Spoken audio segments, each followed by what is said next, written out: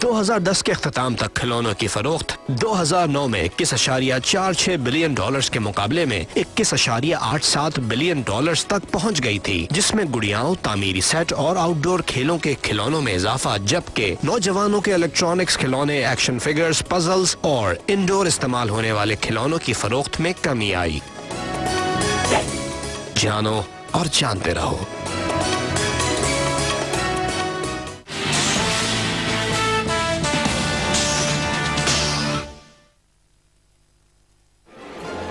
Over the next 50 years, Lionel introduced... अगले 50 सालों में लियोनेल ने भाप और डीजल से चलने वाली रेलगाड़ियां मुतारिफ कराई। लियोनेल ने पानी के टैंकरों से लेकर वेस्ट्यूल के पुलों तक मुतहर्रिक इजाफी अशिया पेश की। Log and coal loaders, दरख्त के तने और कोयला ले जाने वालों से लेकर क्रेन्स तक। रेलगाड़ी ने लड़कों को अपनी ही एक दुनिया बख्शी जिस पर उनका राज था। पिछले 100 बरसों में लियोनेल कंपनी ने 5 करोड़ से ज्यादा रेलगाड़ियां बेची हैं। रेलगाड़ियां 20वीं सदी में मकबूल तो थीं, लेकिन असल में वो सदी गाड़ियों की थी और बच्चों के खिलौनों से ये साफ जाहिर था। जब आप जदीद दौर की तरफ आएं तो आपको गाड़ियों की तरफ कशिश नजर आएगी, खास तौर पर अमेरिका में, और बच्चों को हमेशा गाड़ी चलाने की चाह होती है। लाखों मर्द हजरात की दस्तरस में जो पहली गाड़ी आई वो मैच बॉक्स थी। 1950 की दहाई के इब्तिदा में लेंसले प्रोडक्ट्स ने जो बिजली की चीजें बनाती थी, छोटी छोटी शाही बग्गियां मलिका एलिजाबेथ द्वितीय की ताजकुशाई के मौके पर सोवेनियर के तौर पर बांटने के लिए बनाई।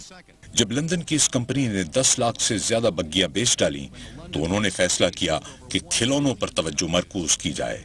लेकिन जिस चीज ने लेंसले का बेड़ा पार लगाया वो तांबे के बने हुए सादे से रोड रोलर की नकल थी, जिसे उसके शराकतदार जैक ओडेल ने बनाया।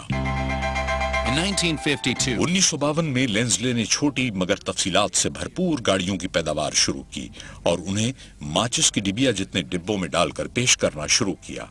मैच बॉक्स को सड़क का बादशाह बनने में कुछ ज्यादा वक्त नहीं लगा। मैच बॉक्स 12,000 से ज्यादा मुख्तलिफ तरह की गाड़ियां बना चुका है। हर साल ये कंपनी 75 नई गाड़ियां मुतारिफ कराती है। शौकिया गाड़ियां जमा करने वालों को ये नंबर बरदार गाड़ियां बहुत लुभाती हैं। मेरा बेटा इस साल 50 बरस का हो गया और वो जब तकरीबन 13 बरस का था तो इसके कमरे में गाड़ियां फैली रहती थी, तो मैंने वो सारी गाड़ियां जमा की, वो सारी मैच बॉक्स गाड़ियां जिसके कमरे में थी, और मैंने वो एक ऐसे शख्स को बेच दी जिसको इनकी जरूरत थी, इस बात से बेखबर कि इनकी कोई औकात भी है। और हर साल क्रिसमस पर अब मुझे ये सुनना पड़ता है कि किस तरह मैंने वो मैच बॉक्स गाड़ियां किसी को दे डाली, तो मैं अब भी उन्हें ढूंढती रहती हूँ।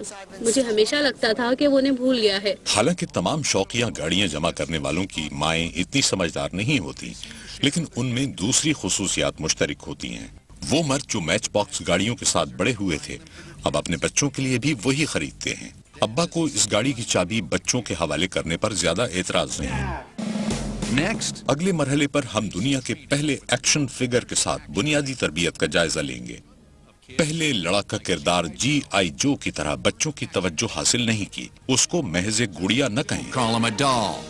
मेरा ख्याल है हमारी सकाफत कभी ये नहीं चाहती कि लड़के गुड़ियाओं से खेलें, तो आप कभी ये नहीं कहते कि ये लो बेटा गुड़िया से खेलो, आप कहते हैं कि ये लो बेटा तुम्हारे लिए G.I. जो लाया हूँ। लेकिन लड़ाका किरदार गुड़ियाएं नहीं होते और तमाम लड़ाका किरदारों में सबसे ज्यादा मर्दाना यानी G.I. जो तो बिल्कुल भी नहीं। G.I. जो को 1964 में शामिल किया गया जब हास्प्रो ने 12 इंच के ऐसे किरदार मुतारिफ कराए जिनमें अमरीकी सिपाही की हिम्मत से भरपूर रूह समाई हुई होती थी। लेकिन 1960 के इख्तिताम पर जंग के खिलाफ तहरीक के साथ जो महज एक मुहिमजू बनकर रह गया। 1970 के आखिर में दिलचस्पी की कमी के बाइस हैस्ब्रो ने जब 12 इंच के किरदार बनाने बंद किए तो G.I. जो उसका शिकार बन गया। लेकिन 1982 में जो एक हकीकी अमरीकी हीरो के तौर पर फिर से मंजर आम पर आया, इस बार 12 इंच से कुछ छोटा। In 1996, 1960 में जब हैस्ब्रो ने एक बार फिर 12 इंच के किरदार निकालने का फैसला किया तो जो एक बार फिर उभर कर सामने आया। 11 सितंबर 2001 के बाद इस मिसाली लड़ाका किरदार की मकबूलियत में इजाफा हो गया। इसके बाद दुनिया के बेहतरीन खिलौने और इंसानी फितरत का तजस्सुस। Few things capture शायद ही किसी चीज ने सर्द तारीख और बैरूनी खला के नामालूम खालीपन की तरह बच्चों के तखय्युल को कुरेदा हो। खला में आगे निकलने की दौड़ से काफी पहले उड़न तश्तरियां, खलाई मखलूकात और रोबोट्स मशहूर थे। Space toys are attractive to children. खलाई खिलौने बच्चों को इसलिए मुतासिर करते हैं क्योंकि वो बच्चों को न सिर्फ दौरे हाजिर से निकालते हैं बल्कि उन्हें माँ बाप और बड़े बहन भाइयों की पाबंदियों से आज़ादी का एहसास दिलाते हैं। बहुत सी माएं जिन्हें बैरूनी खला से ज्यादा घर में जगह की कमी की फिक्र होती है, बच्चों के बड़े होने के साथ उनके कई पसंदीदा खिलौने किसी को दे डालती हैं। खुशकिस्मती से टेड हेक जैसे लोग हमारे माजी के खिलौने और जमा करने के काबिल चीजें बेचते हैं। यहाँ अलमारियों की अलमारियां यादों से भरी हैं।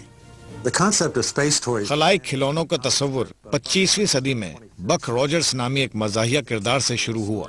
कहानी की तशरीह यह है कि बक 500 साल के लिए सो जाता है और जब वो जागता है तो ये कहने की जरूरत नहीं कि इसके इर्द गिर्द की दुनिया बदल चुकी होती है।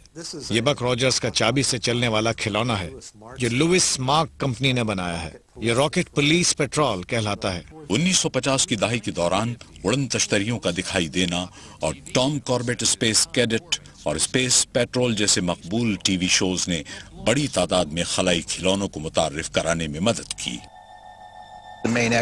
दूसरी जंग अजीम के बाद जापान की मरकजी बरामद टीन के खिलौने थी। वो हवाई जहाज, गाड़ियां और कश्तियां बनाते थे, लेकिन खिलौने जमा करने वाले शायकीन में सबसे ज्यादा मकबूल और महंगे जापानी खलाई खिलौने थे। ये काफी अच्छे बने हुए थे, लेकिन खलाई खिलौनों में असल कीमत तखय्युल और खूबसूरत छपाई की थी। 1961 में जॉन एफ कैनेडी ने एक अमरीकी को चांद पर भेजने के इरादे का ऐलान किया। for kids across the country. मुल्क भर के बच्चों के लिए जल्द ही एक तस्वुर हकीकत बनने वाला था।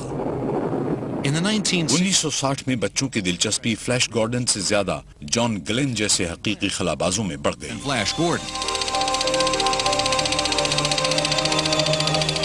और जब बिलाखिर हम 1969 में चांद पर पहुंचे तो उससे मुतासिर होकर कई खलाई जहाजों के खिलौने बने, जिसमें लूनर लैंडर की हूबहू नकल भी शामिल थी।